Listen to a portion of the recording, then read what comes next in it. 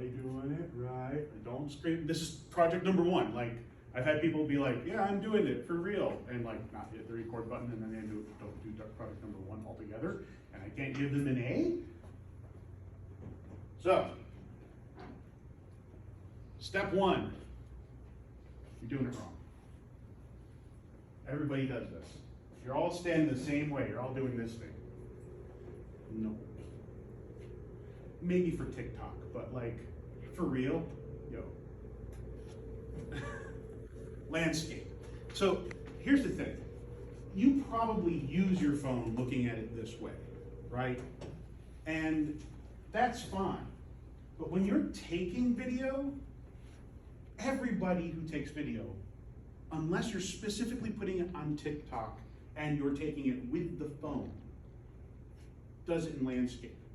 All the camcorders that we're going to use essentially do everything in landscape. They do that on purpose because screens are best seen sideways like this. Our vision is designed for that. If you could draw a cone of what our vision catches, it's an oval that comes out in front of you. So screens were always designed this way. When the first movie cameras and the first photographs were done, they were always developed in this wider aspect. 4 by 3. So 4 wide, 3 tall. That's still pretty much the way it is. Although we can screw with form factor now, right? Like this is definitely much wider. So we start with doing it in landscape. Oh, we also start with signing into our phone. Turn this up. Video. Okay.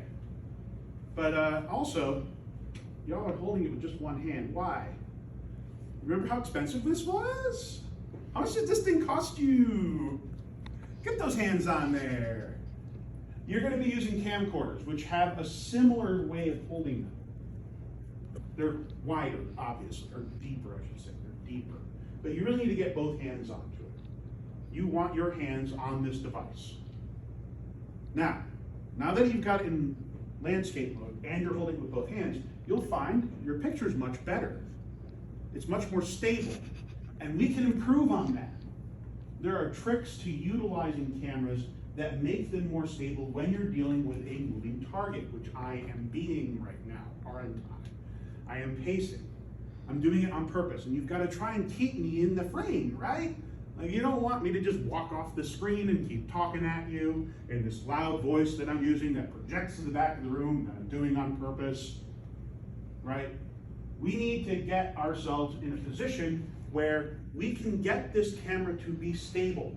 Because if you're holding it in just one hand, or even with both hands, you're a dynamic system. You're not still. So the camera bounces. Now, we've all watched video on platforms like YouTube and TikTok, any of the streaming things especially, where people can upload content, video, etc. And when you see somebody who's amateurish with their video recorder, be it a phone or a camcorder, and they're holding it wrong, and it's bouncy, you just are like, I'm getting seasick watching this, I can't watch this. We've all had that happen, every one of us. This is normal. So we want to remove some of that. We can do a lot with ourselves, our bodies, to enhance how this camera is getting its video. One of those is elbows in. Pretty simple. Bring those elbows in. Don't be out here. Don't be up here. Bring those elbows in. Much more natural position for it. Right? And now the camera's down here, but that's fine. I've got this great big viewport. I can see just fine. I don't have to have this in front of my face. I can have it here. I can get it here, hold it with both hands. Make sure, of course, my fingers aren't in front of the camera. I've got some fingers curled around. My case was much more useful when I had one, because it had a lot of ridges on the sides, helped out a lot. It broke. It broke during our first class together, just 2 days ago. I was playing with it in my pocket and I snapped it. So that helps too. Have it be a little bit more user-friendly in shape and size.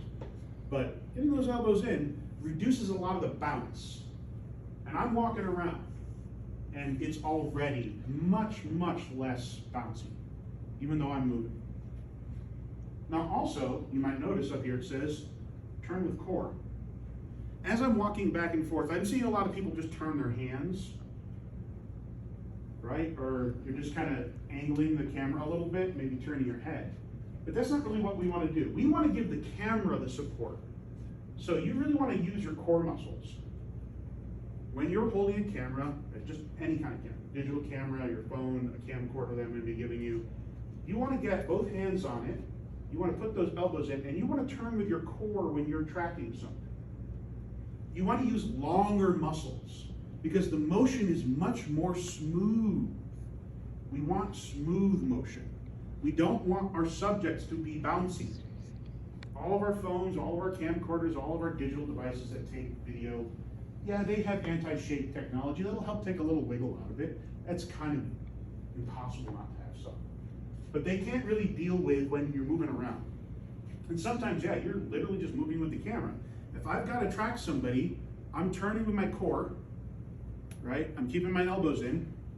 I'm making sure that this is nice and smooth.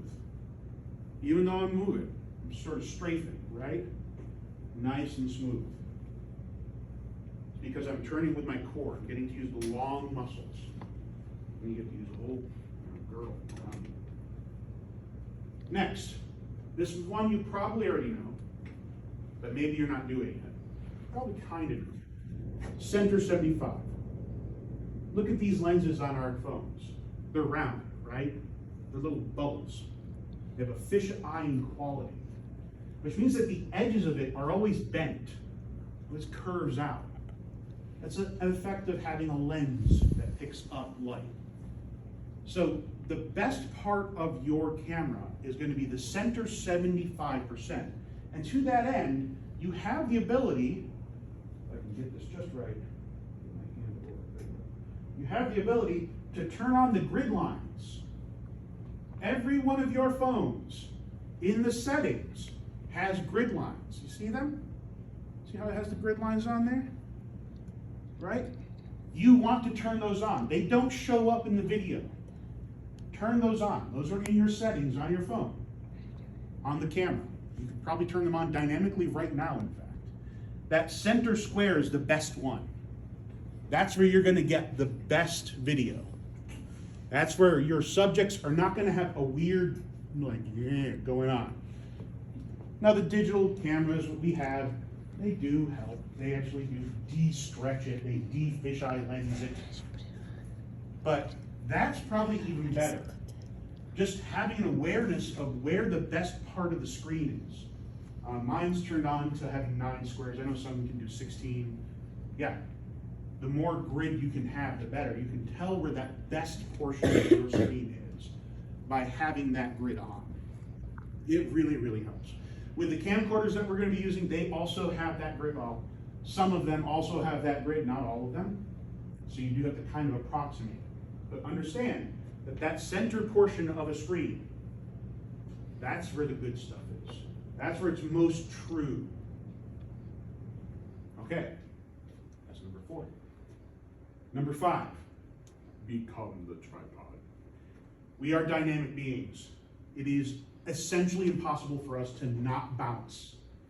You know, you're just like a bunch of pieces of coral held together with rubber bands inside of a sack, a plastic sack full of water. In a very mechanical sense, that's all we are. That thing, not very rigid. It's not very good for holding a camera still. We have tricks that help us, but nothing quite as good as a nice old tripod. But those aren't always available. But you can become one. Everybody, get up against the wall. Get up against the wall. Right? I can get in the doorway. It's even better. Get up right against the wall. You're going to create a tripod with your body. 3 points of contact is what you want. So, if I'm up against the wall with my back, I put my shoulder blades into it. I put 1 foot forward and 1 foot up against the wall. I'm now pushing my weight into the wall, which means that I don't have to dynamically hold that. All of a sudden, this becomes really, really stable. It's even more so if you can do this into a doorway, that is if you have to stand someplace. Because I can get myself in here, wedge my shoulder in, one foot up against the door plate, the other one out. Right? I can get really good, stable 3 points of contact. I am a tripod. What if you can't get up against something? Oh, crap. I'm out in the middle of the football pitch and I'm just recording for my friends while they run drills. Okay? You can do something about that. It looks a little doofy, but it works. And that's what's important, right? Anybody do yoga? You know, horse stance? Seriously.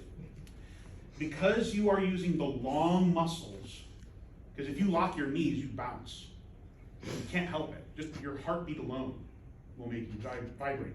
But if you can use the longer muscles, your feet shoulder width apart, bend at the knee, sit back a little bit, proper posture. This takes a lot of your bounciness out. You kind of will do this just because your breath. But this in a slow motion is better than I'm rocking my knees and And of course, finally, maybe you've used this in your lectures, and I really support doing it. I know some teachers don't like it, but you know what, you're paying to be here. Get back to your desk, become a tripod at your desk. Right, here we go. I'm sitting. I scoot way, way up. Right up against the desk. Elbow, elbow. Grab the camera. Right? If the teacher walks around, I can kind of angle my whole body to track. But I've got my sternum up against the desk. I've got my elbows on the desk. My feet are firmly planted on the ground, not on the chair, flat, right? I am taking all of my body's dynamic systems and I'm putting it into the floor, I'm putting it into the chair, I'm putting it into the desk, I'm trying to get it out of the camera. So you can track me just by leaning and turning with your core, keeping your elbows steady on there. You don't have to slide or anything. You get it right, making a little tripod. Pushed up nice and tight against the desk. Oh, it died on you? No. Did it turn up? Yeah, and there you go. Right, okay. So this is the good steps to it. 5 simple steps. And this works for your phone. This works, I'm going to mine too. This works for your phone, and this works for our cameras, our camcorders. No tripod, become tripod. Landscape orientation. Both hands on it. Especially with my camcorders, please do not break them. If you break my camcorders, you owe me $200. You have to replace it. And it's about $200, yeah. Elbows in. Draws you in. Turn with core. Like that. Don't care if you look doofy. That's not the point. No one's going to be paying attention to you anyway. You got the camera. They're all too busy feeling freaked out with the recording. Turn with the center 75 in the middle, keeping people in the middle of that, right in the middle of your frame. Become the tripod or horse. Then, there's 2 considerations, of course. Light. Yes, you need to have a sense for the light in a place. This room, wonderfully lit, right? Look at it, it's diffuse light, there's like no shadows. I'm fully lit in all directions. The light is scattered. It's not like a spotlight coming on me. It's just in every position possible. On the other hand,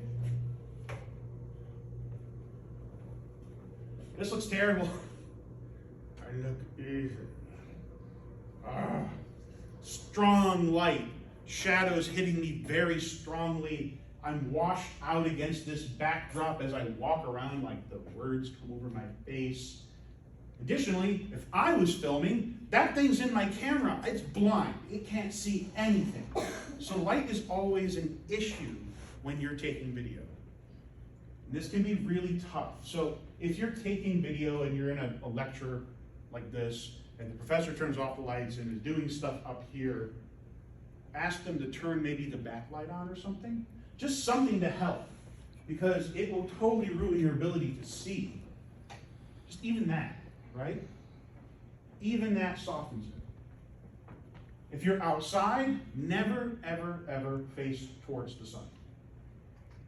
Ever. It will just destroy any video you take.